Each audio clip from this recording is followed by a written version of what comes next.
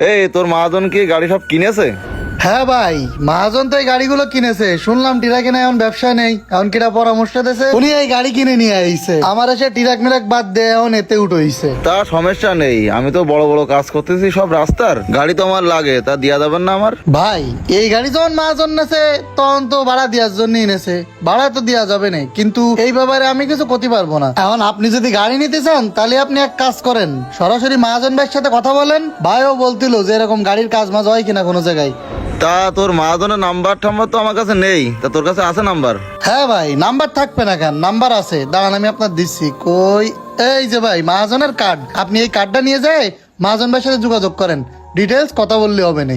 ও ভাই, ফোন দিলেন কি দেখি ব্যাপার, কোন দিন একটু? তা ব্যাপার আছে, দেখলাম তো মেলা কটা গাড়ি কিনেছে, তা টিরাক বাইক দিয়ে আবার এইসব গাড়ি কিনলে কি দেখি ফেরা? ও ভাই, টিরাকে সে আগের মতন আর ব্যবসা নেই, সব লস যাচ্ছে, ড্রাইভাররা ঠিক মতো